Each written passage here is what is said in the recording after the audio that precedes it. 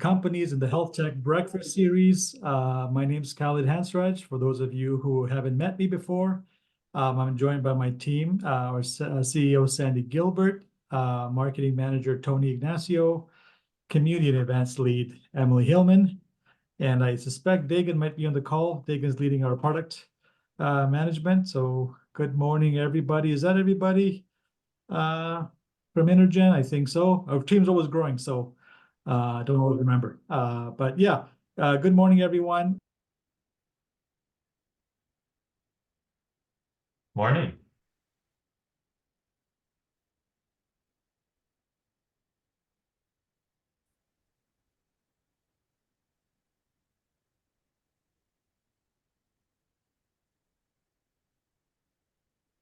We seem to have just lost Khalid. Khalid, are you there? Oh, he's back.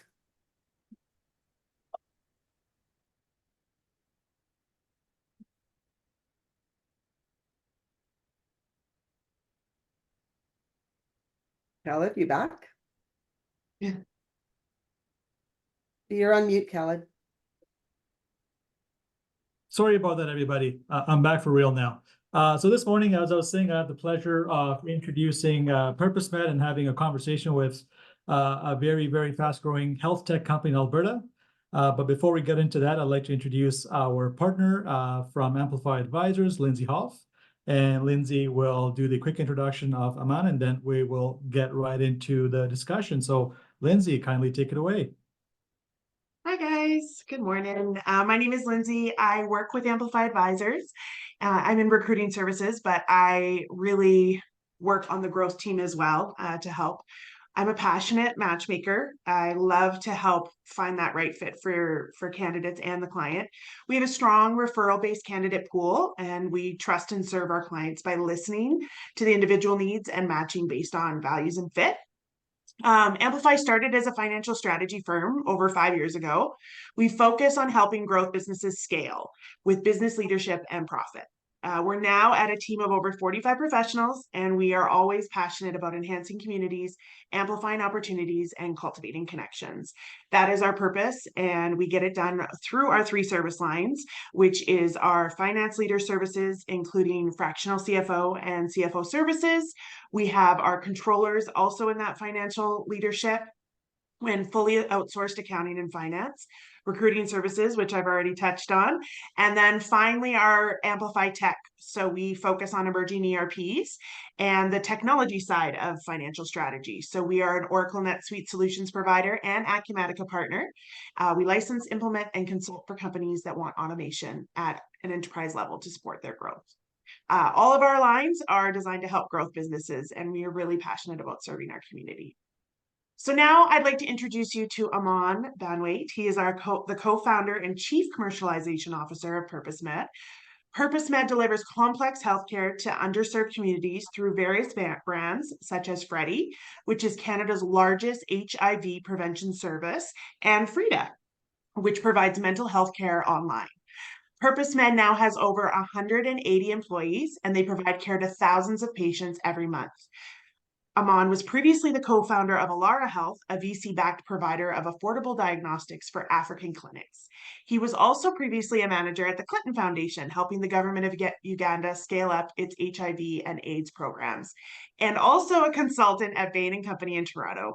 He holds an MBA from the Wharton School and the University of Pennsylvania and a BCom from UBC.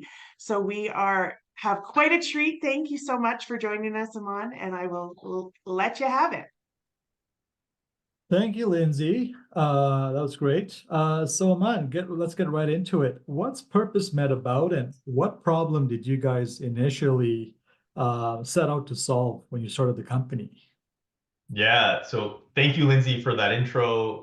Thank you, InterGen team, for having me. Really excited to be chatting with you all. As Lindsay said, what PurposeMed does is we provide complex care to underserved communities. I'll tell you a little bit about the origin story and then break down what it actually means in terms of what we do today. But PurposeMed, the idea for PurposeMed really started with one of my co-founders, Hussein, who's a physician. And it came from his time working in the hospital in Calgary, where in the emergency room, he saw some of the same groups of people coming in, day out, and finding that the healthcare system was, not ultimately helping people kind of address the underlying reasons for why they're coming in the hospital. And it was a revolving door. And he thought that technology could be a way to solve some of those problems and fundamentally improve, access to care and quality of care. So the starting point was actually going to be rural Canadians and Indigenous Canadians. And the idea was, how could we use technology to help those folks access clinicians where access is much lower? And so Hussein and our other co-founder Pete started to kind of build that. They were about to launch a pilot with Treaty 7, and then COVID hit. And obviously, so this is going back now to kind of January and Feb 2020. Obviously, COVID hit in kind of March 2020. I joined right before that, and we decided to just open up a general telemedicine service to all Albertans. And we were the first free telemedicine service in Alberta. We launched on March 16th, 2020, started seeing thousands of people for essentially doing COVID consults. And the traction was incredible. The CBC covered us, but we didn't really have a business model. And as we started getting deeper into it, we sort of realized, hey, like, we don't think that there is, there's sustainable economics for us here. And so we went through a couple different pivots, and where we saw a gap in the Canadian healthcare system was what we kind of describe as that intersection between primary care and specialist care. These are conditions that are a little more complex in nature, require clinicians to have specialized knowledge that not all family doctors may have, just because of, the plethora of things that they need to be able to do, and where it can take a really long time to access specialists. Canada has the longest wait times to see a specialist out of all kind of wealthy countries. And so that was kind of where the idea came from. And so we started testing out different ideas for what we call kind of care verticals.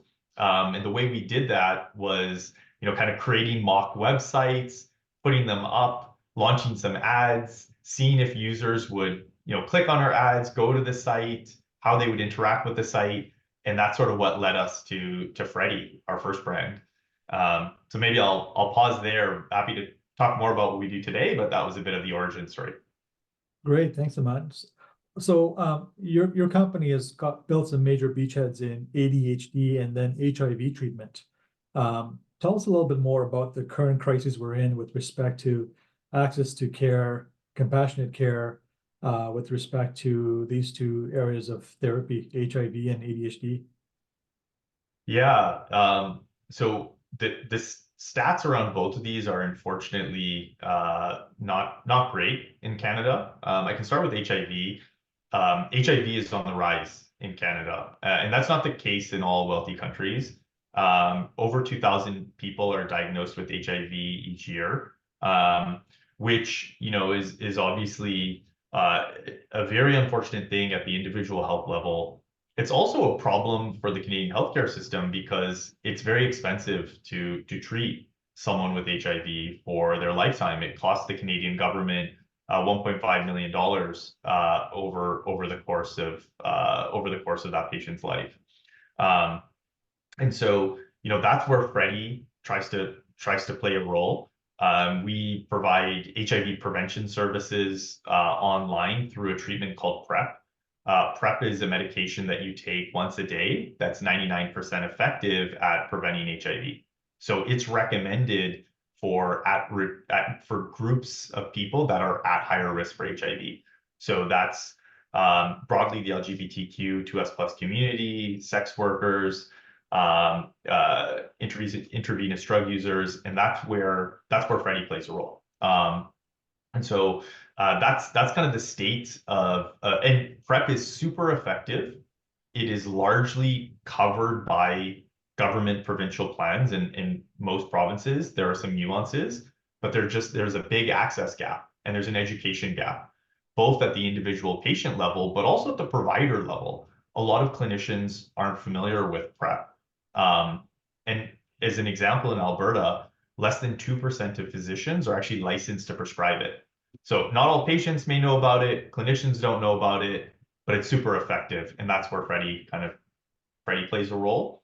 On the ADHD side, there's also a challenging situation where most Canadian, so the estimate is that 3 to 5% of Canadian adults have ADHD, but only about half of them know that they have it.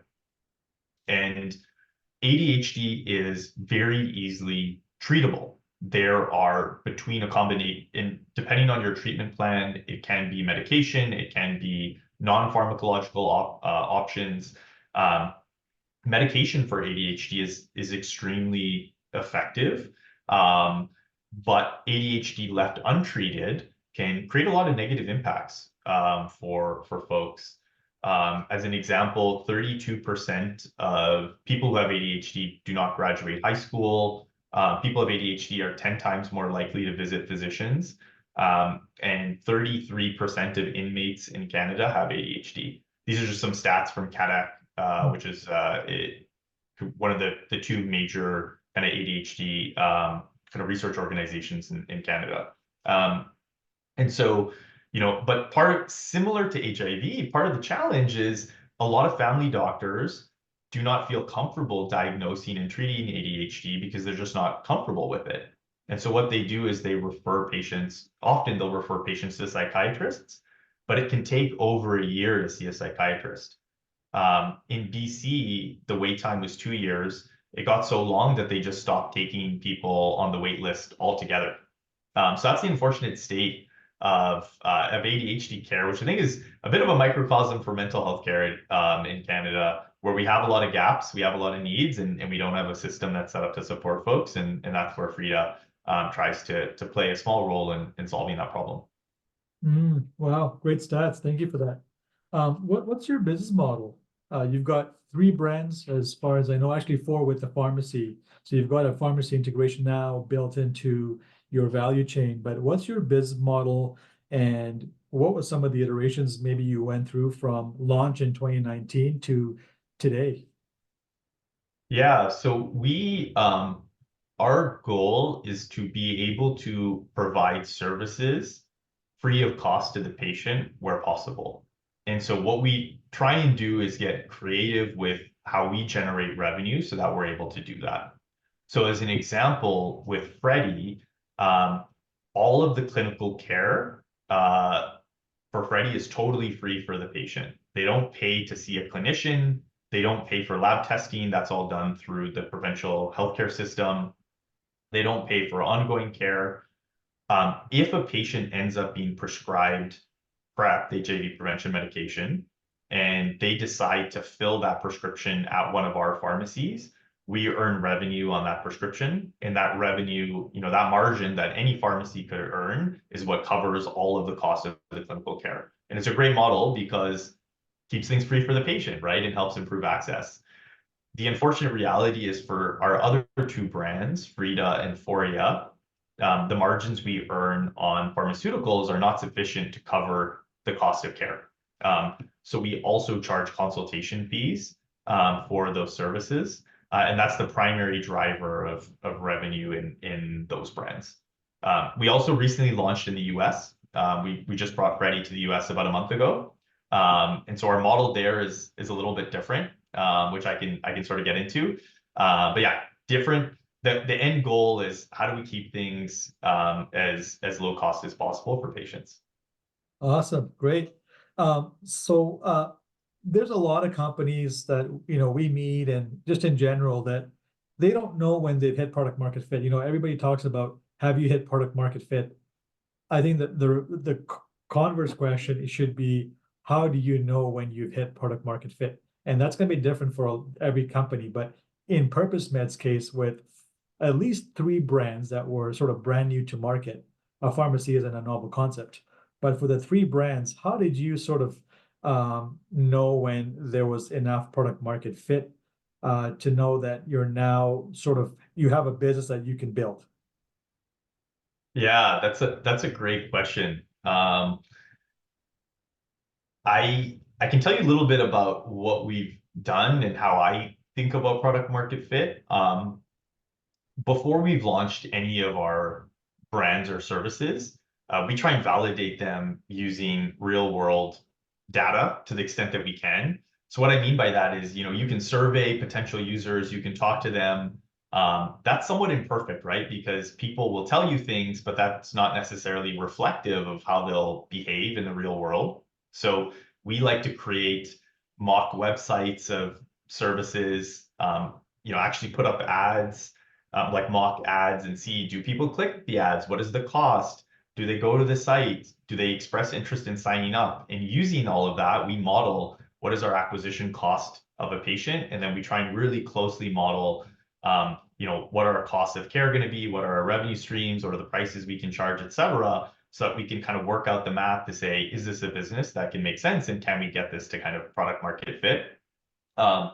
Those all give us signals, but the reality is once you actually launch, things are different. A really good description of product market fit that I've seen comes from Mark Andreessen, who's a VC, prominent VC investor. And the way he describes it is product market fit is a feeling. It's a feeling that everything is just going well in the company. Your customers love your product. They're talking about your product to other people. Growth is going through the roof. The team is fired up. And is excited about what you're doing. It's that feeling in the company that everything is going well.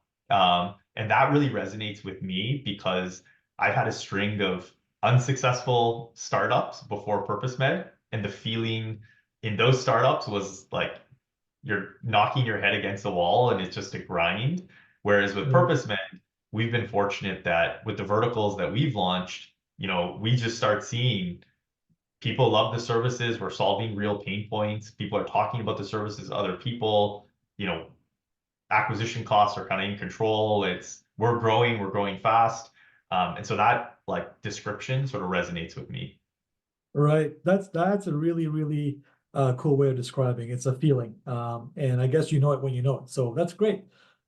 Just sort of now going past product market fit, what's the scale of each of your lines of business today? And I guess my other question around that is, how do you know, excuse me, how do you know, or what consumer data points do you look for before launching a new brand? So I guess my question is, you guys have launched 3 brands in 4 years. That's very, very bold as a new company.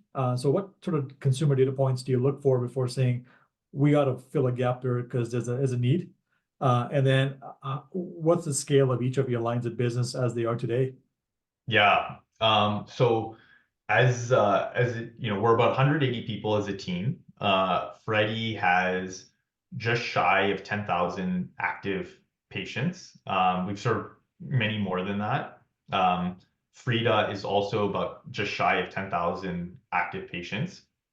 And Foria, which is our latest brand, is much smaller. We launched it more recently, and Foria is focused on providing gender affirming care to trans, non-binary, and intersex folks. That brand, just is smaller given it's newer, about 500 active patients. So those are kind of rough sizes. As a company, we're doing about $60 million in run rate revenue.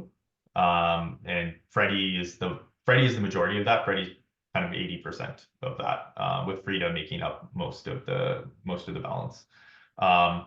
In terms of consumer insights that we're looking for, we the biggest thing that we're looking at is what are the pain points that users are experiencing as it relates to getting healthcare in the verticals that we might be serving. So,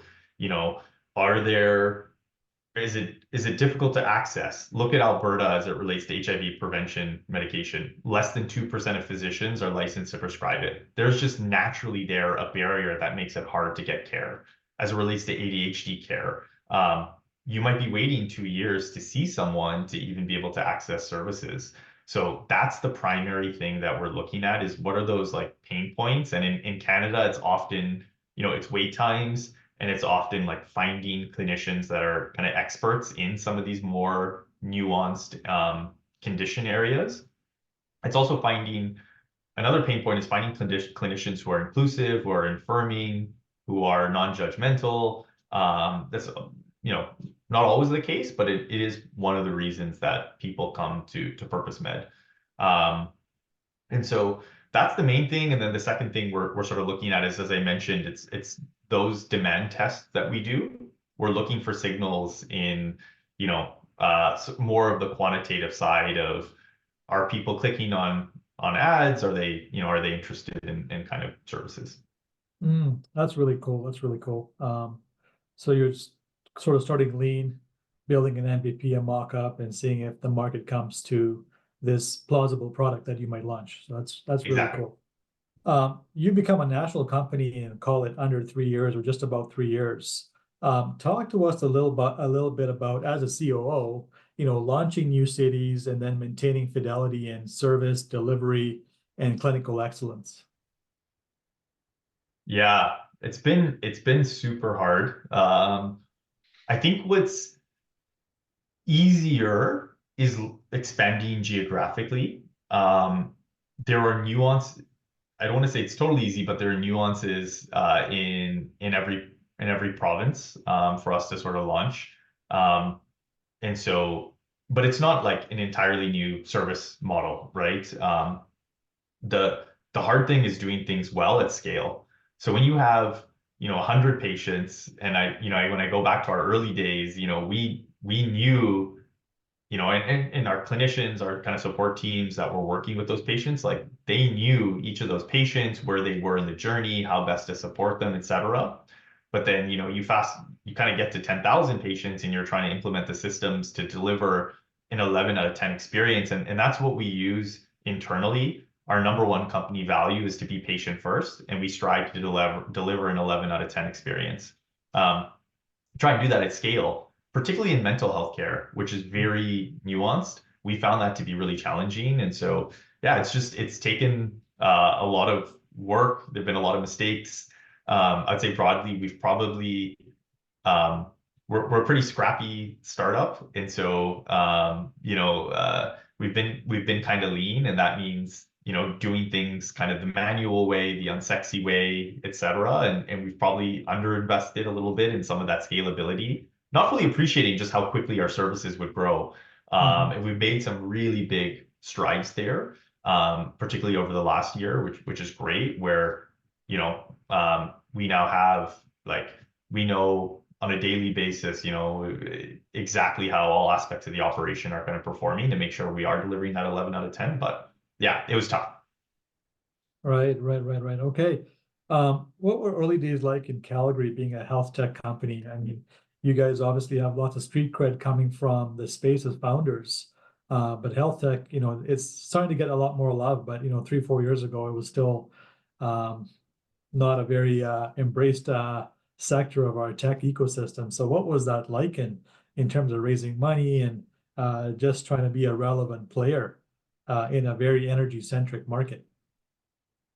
I think we have found a lot of love in Alberta. There have been some amazing organizations supporting us along the way, and I think that's one of the nicer things about Alberta is the tech ecosystem. Particularly, now it's much bigger, but when we launched, going back 4 years, it was more nascent, and so. But there was still a bunch of support, and I think that smaller feel, that desire to really kind of build an ecosystem, I think that really helped us. So we view it sort of as a positive versus maybe being in Toronto, where we would potentially be one of many, and there's a lot more noise. I think we were also fortunate that our CEO Hussein, he had a couple previous business exits, and so was able to partially fund the company. Also, was able to raise a friends and family round fairly easily. So that kind of gave us our initial capital. We had an easy job kind of raising that initial capital, which was great. And from then on, the metrics kind of spoke for themselves. And so we've been extremely, extremely fortunate that, the metrics do the talking, and so capital hasn't been a big issue for us. All that being said, in past businesses that hasn't been the case, and so fundraising is a lot more of of a grind. Right, right. Okay. As a COO, like what would you say has been your most trying moment? I mean, going from 3 founders to almost 200 people in 4 years, 0 to 60 in 4 years, multiple city in 4 years, recruitment, talent acquisition. There's just so much going on. What would you say as the COO was your biggest learning in hindsight, and that if you could turn back the clocks, you'd go and do that differently? Yeah, and one small clarification, I'm the chief commercialization officer. So we have a CEO, COO, and sort of me. Ask me what that means. I'm not sure. When we were giving ourselves our titles in the early days, like you do this, you do this, you do that. But I think the hardest thing has just been needing to reinvent yourself as a founder as the company changes and the company grows. In the early days, it was we were doing everything. Hussein, our CEO, who's a physician, he was seeing patients, right? I was leading marketing. I was doing a lot of it myself, right? With a couple interns. That was it. And now a lot of our time is spent on talent recruitment, talent management, thinking about organizational systems, etc. I think we missed some of those early days and just being able to move faster. Whereas now it's how do we kind of steer the ship in the right direction? But we've had to go through multiple iterations of kind of reinventing ourselves and leveling up as founders, which hasn't been easy, and we definitely haven't gotten it right. I think we always feel like we're not getting it right. But yeah, I'd say that's been the hardest part. And what about talent acquisition? Is that something that you have some insight on with respect to standing up teams in different cities? They then become remote, distributed teams, sometimes very challenging to manage, especially when the speed of growth is just so high. Yeah. Talent acquisition used to be a problem for us. I think in the earlier days, I think, for any startup that doesn't have a profile, you're trying to convince, amazing people to take a chance on you. And we didn't have like necessarily the most high profile brand or anything. We hadn't raised a lot of big VC rounds that tend to be signals of credibility in the space. We just decided that wasn't the right financing path for us, but it was hard.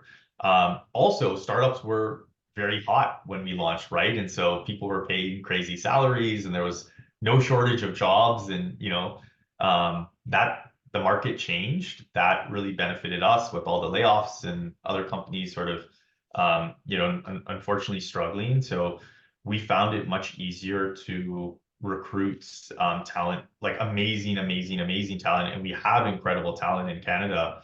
We found it much easier to recruit great talent now than we did in the past. That dynamic around hybrid work is definitely one that we feel, especially as the company grows and cross-functional initiatives become more important. What we do is just try and invest in in-person experiences. We bring our whole team together once a year in Banff and spend a couple of days there together. And that's something we've done for kind of 3 years now. And think it's expensive, but we think it's really important to having that sort of touch point. And then in the cities that we have, kind of folks in, we have, office in Calgary. We have a space that we're kind of using once a month in Toronto to bring folks together, because that's our biggest city in terms of number of people. We're trying to create these in-person kind of connections to complement virtual. Right. Okay. Any questions from the audience? Oh, there we go. So Sandy, you can ask that question. Hi, Amaan. Good to see you. I love to hear the story. I remember PurposeMed being in the Mob Squad office early on, talking to Panache early days. So Yeah. good to see the development. It's fantastic. My question really is what talent do you need? Are you looking for clinicians or ops people or sales, or tell me kind of the split of who's on the team and where you're looking for some more talent. Yeah, that's a great question. We've been fortunate now that we have we're okay on the clinical side. The there are a couple of senior roles where we're looking for folks. We're looking for a director of engineering. That role's not posted yet, but that's a role that we're soon going to post. We're looking for a general manager of our Freddie Canada business, and that role is a really tough one in terms of just the level of responsibility that sort of comes with it, and looking for someone who has experience in marketing and operations and technology and can kind of see across all the different functions. They don't necessarily need to be an expert at all of them, but they need to be able to see those intersections and kind of and also be very commercially minded. And so Kind of an entrepreneur within the company, so kind of have to exactly. run their own show there. Gotcha. Yeah. Exactly. We're also just about to kick off a search for a chief of staff. So that's someone to work with kind of the founders and executive team on just making sure that as an executive team, we are working well together. And that's a role that we've had in the company for a while, and it's just been such a big unlock for us. And that individual's in that role now is moving to a new role. So that's another really important one that is just about to be posted. So, but broadly speaking, like we're always wanting to meet exceptional talent. So if anyone knows like exceptional people, we'd love to be connected. And it may not be now is the right time, but if late, sometimes these things they kind of nurture over time, and yeah, very happy to meet folks. Yeah, just like investors and your team members, you want to build a relationship with them to know that they're going to fit and be the right culture for the stage that you're at, for sure. Thanks for that. I think Bonnie Kaplan has her hand up. Khaled? Yeah, go ahead, Bonnie. Hi, thanks. I couldn't find the raise hand for a moment. Thank you. It was a very interesting presentation, Amaan. I have two questions. The first one might not make sense, but I wanted to know if I didn't quite catch it when you were quoting the data on ADHD prevalence. Was that from CanMet, did you say? The Canadian network? There are various estimates of incidents, but I'll just type the org in the chat that has some really good stats. It's called CADEC.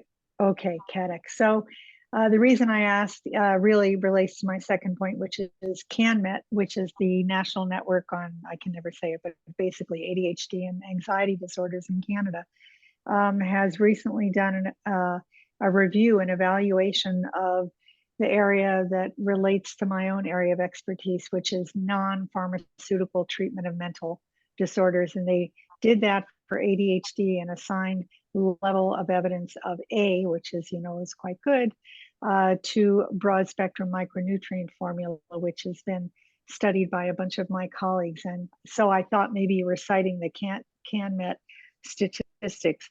So my second question is, who might I have an offline discussion with in your group who would have a particular interest in the non-pharmaceutical approaches for your Freddie?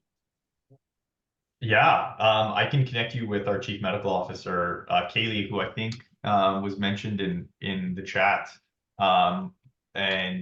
We're always looking for ways to integrate better modalities of care. So I'm sure he'd love to chat with you. Okay, maybe Trish, would you make sure I get that email address? But okay, thanks, Trish. Thank you. Yeah, if we can get connected, then I can intro you to Kaylee over email. Okay. Thanks for the question, Bonnie. Any more questions? Brent Zubair's a question. Brent, do you want to ask that question right now? Sure. Thanks, Caleb. When we were at just north of the University of Calgary at the last Innovators Lunch, they talked about, several of the founders up on the panel talked about wonderful IP, whether that came from the university or intellectual property and trademarks. And they said that history shouldn't be necessarily included as a valuation for equity. And I'm kind of curious because license it, get revenue off of it through royalties, but it should be investors want to see future contributions to growth. And I'm curious how you did that with your organization. How did you evaluate to separate out equity in the organization? Can you elaborate that on what you mean by like separating out equity? So co-founders, multiple parties, and you're getting together and you're trying to figure out how to do equity as you're moving forward, basically. Mm. And is your question, how did we think about just like the distribution of equity, essentially? How did you guys approach it? It's a wonderful conversation for most founders, right? Yeah, I would love to say, I'd love to say there was some master plan. But there definitely wasn't. It was just like one foot in front of the other, and let's take decisions as they come. I think one thing that we were very intentional about early on was trying to limit how much VC funding we took on.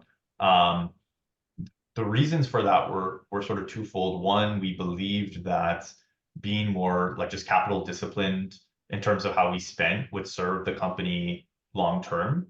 The second was, we thought that as founders, if we could retain as much control as possible, and not, necessarily have VCs whose incentive is, to create multi-billion-dollar exits, they may start putting pressure on us as a company to grow in ways that are, unsustainable, maybe damaging to the business, and also maybe like may compromise our mission. And the mission aspect of what we do is really important to us. That was part of the reason we got started in the first place. And so, that was one decision. And I think the knock-on effect of doing that, of not taking a lot of capital, was that we ended up raising less capital, which ended up being better for, the amount of equity we have for founders and for employees. And so we've been fortunate to have not diluted as much. And the other kind of, but we still needed money, right? And so we've actually raised a fair amount of debt. And that debt has come from private individuals. It's come from a bank in Alberta, ATB. It's come from the government of Canada, which has given us no interest loans. And so that's been like the primary way we funded our growth in the company, which has been, non-dilutive. So yeah, it's just sort of worked out, honestly, I think, and it's been great for us. Now we need to repay that debt, right? So the business needs to perform, don't get me wrong. And so it's not it's not for the faint of heart, I suppose. But I think what it's allowed us to do is really protect the mission, which is core to us. We've had investors that have looked at the business and said, hey, we don't think you're prescribing enough.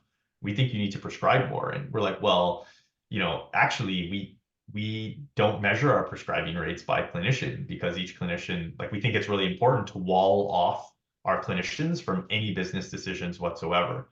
And so it's those types of, that's just, it's happened a handful of times, but yeah, it's those types of things that we're trying to, in doing that, it's helped us. Thank you. And just kudos. I spent a number of years on the Sharpboard with Gailey, and he is awesome. So thanks. That's awesome. That's awesome. Yeah, we're really, Kaylee's amazing. Kaylee's amazing. Hey, Trish, you got a question? Well, as always, I'm always curious about how we're doing in the ecosystem and what we're doing with government. And Amaan, it seems that many of my days right now are being spent chatting with government about digital health transformation. So I'm super curious as to the conversations that you guys have had, especially with some of the changes going on in Alberta, because they're not unique to Alberta. They're going to hit all across Canada, and we're seeing it in other countries.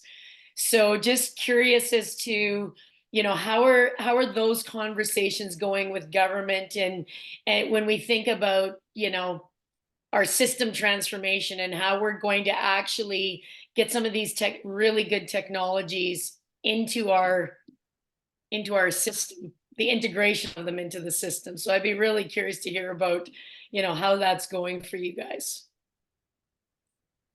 Yeah, it's a great question. I think that our engagement with government has been more around how we might be able to bring.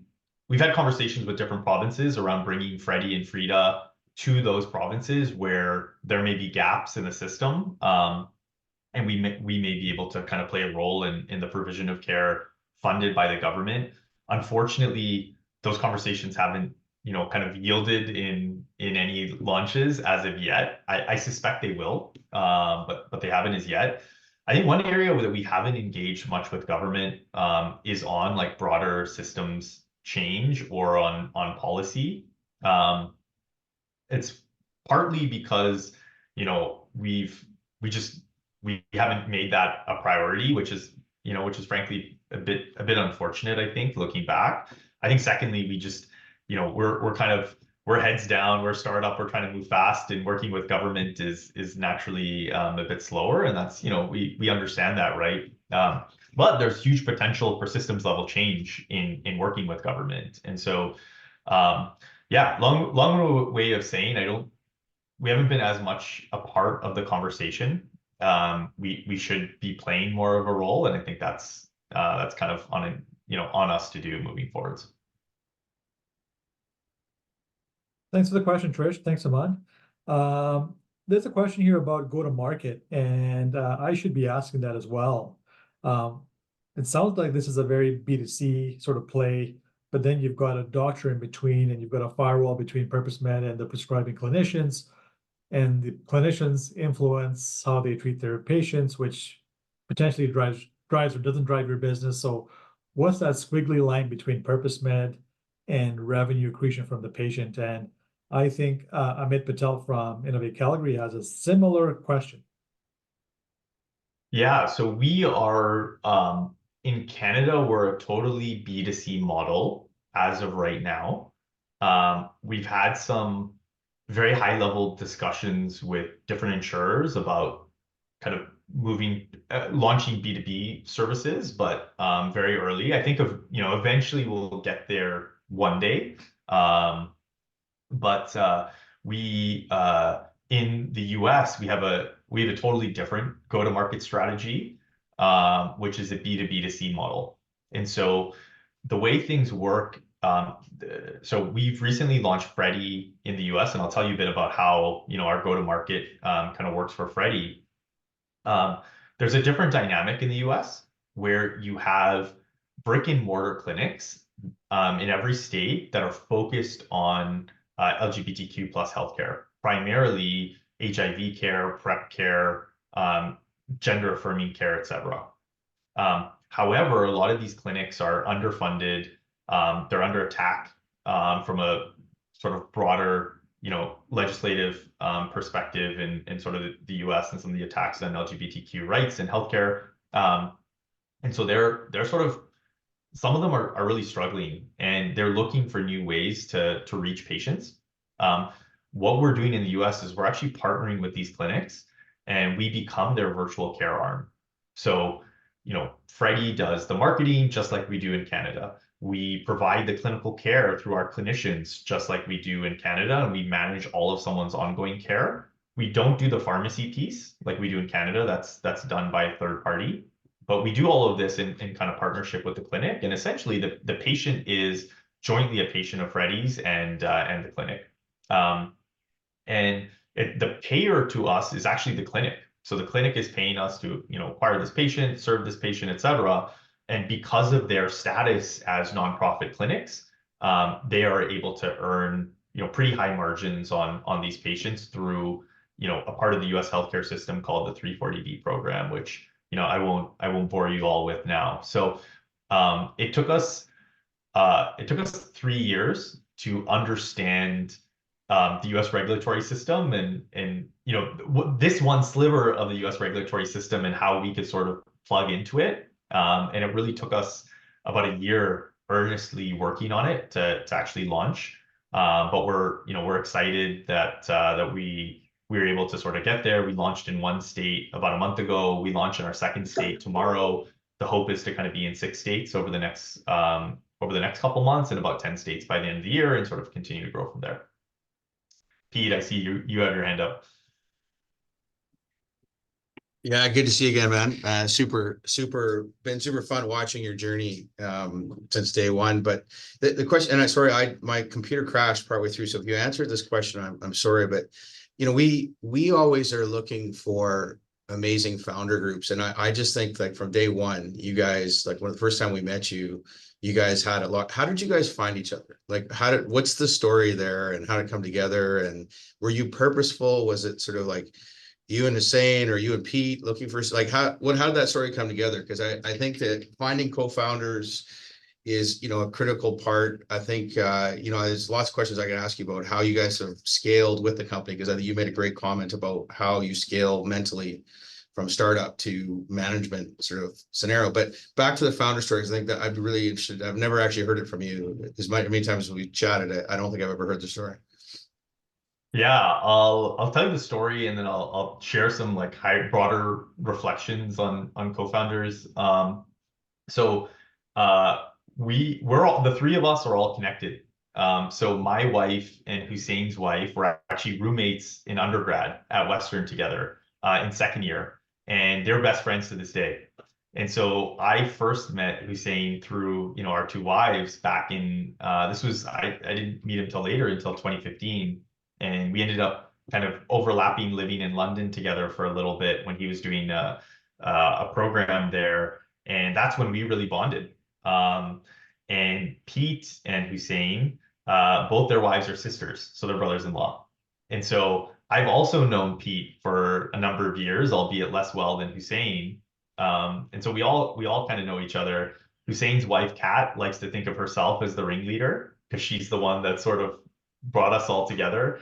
And all of our wives even have a WhatsApp group called the PurposeMed Widows, where they largely complain about how much the three of us work. But you know, there is definitely a strong connection between us. And you know, look, that can go two ways, right? That can blow up and you know, not be a great thing for friendships, or it can be like a bedrock of trust.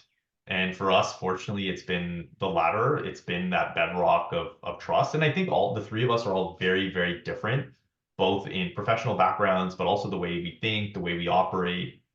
You know, as an example, Pete manages most of the company. He's in every single detail of the company and like is very day to day.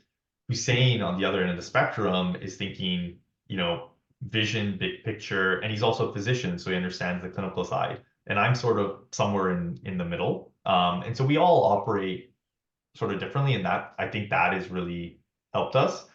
My reflection is, you know, the last startup I co-founded, we did not have that great, like, we didn't have that co-founder relationship. It was three people that were largely meeting each other for the first time, and you know, kind of just came together around a shared passion for healthcare in Africa.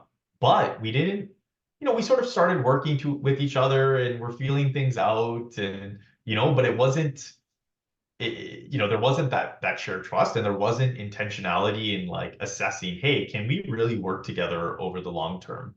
And I think that piece is really important, and it's so hard because when you're starting a company, you're trying to find, you know, people that you can work with for 5 or 10 years, people with shared skills, people that are all at a stage of their life that are willing and able to commit the insane amount of time and take on the insane amount of risk that is a startup, because it's probably going to fail. And to tick all of those boxes and for everyone to kind of be on the same page is just really, really hard. And so, you know, I think about what may come next for me after PurposeMed, and I would love to start another something. But the thing that worries me most is finding the right co-founders. And you know, maybe Pete and Hussein and I, like Hussein and I, will start something else down the line. We're heads down in PurposeMed, so there's no, you know, we're going to be busy for the next little while. But you know, honestly, that's one of the hardest pieces.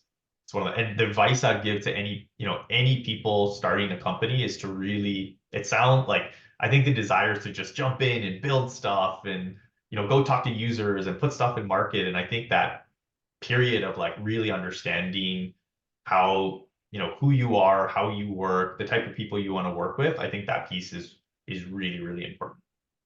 That's awesome. Thanks for sharing. Appreciate that. Thanks for that great question, Pete. Amaan, we got lots of smart people on this call, lots of curious people, lots of experienced people. What can this InterGen community and the Calgary tech ecosystem at large help you guys with imminently? Is there jobs that they can help you find people for? Is there a financing opportunity coming down the road? Like, what is it? The number one thing is talent. We're always looking for exceptional talent, and we sort of talked about, some of the specific roles earlier: engineering, general manager of Freddie, chief of staff. But we're also looking for a director of brand in our marketing team. But yeah, I would say that's far and away the number one thing is talent we're looking for. And if it's folks that don't necessarily fit one of those roles, but they're, someone, particularly senior talent, right? That's where things are harder. If you know folks who are amazing, maybe it's not the right fit right now, that's okay. We'd still love to talk with them. Awesome. And all the jobs are posted on your website? Most of them are posted. We've got a couple new roles that are just about to kind of Okay. go live. But most of them are posted on the website. Awesome. Do you want to drop your email so people can reach out if they're Yeah. interested or know somebody that could be interested in the chat, please? Yes.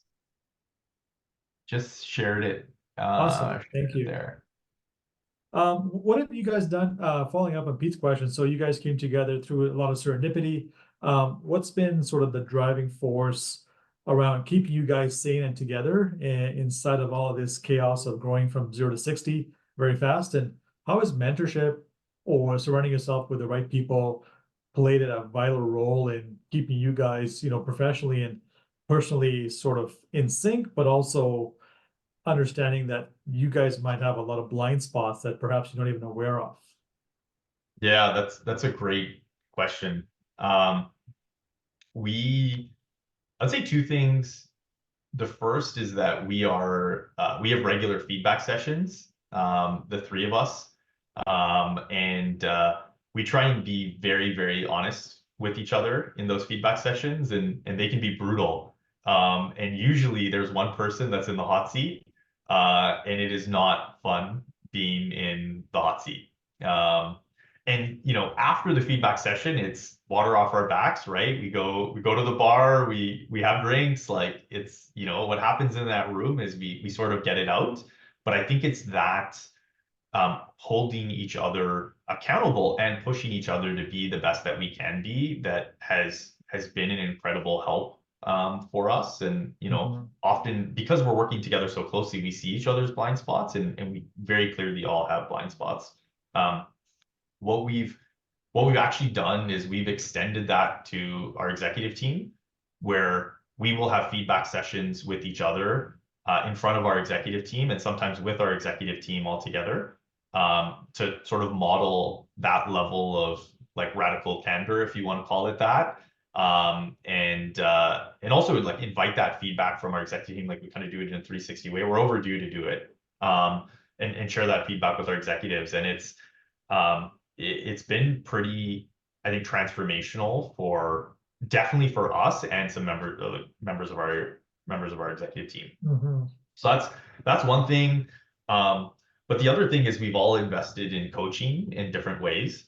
So I had a coach that I worked with for a long time. Is someone I worked with over a 5-year period. So kind of found me in the depths of despair in my last startup, where I was really struggling with a business model that didn't work and a co-founder relationship that didn't work, and kind of helped me get out of that, and saw me through to PurposeMed. Unfortunately, the very discounted rates he had given me initially weren't covering his new fees, and so we had to sort of he graduated beyond me, but both Pete and Hussein have their own sort of coaches, and I think that we recognize that that's super sort of important. Right. Awesome. Well, thank you very much, man. That was awesome. And thank you to all the attendees this morning. I hope you enjoyed and had a great session. We will shortly be launching our next oil and gas tech breakfast club series, so stay tuned for that. And obviously, we couldn't do this without our supporters, the top 7 over 70, RBC, Cenovus, Sandstone Asset Management, Prairie Scan, and Alberta Innovate. So thanks again, Amaan, for your time and sharing all your knowledge. And thank you again to everybody who attended this morning. We'll see you soon. Great. Thanks so much, everyone. And thank you to the InterGen team. You're welcome. See you around.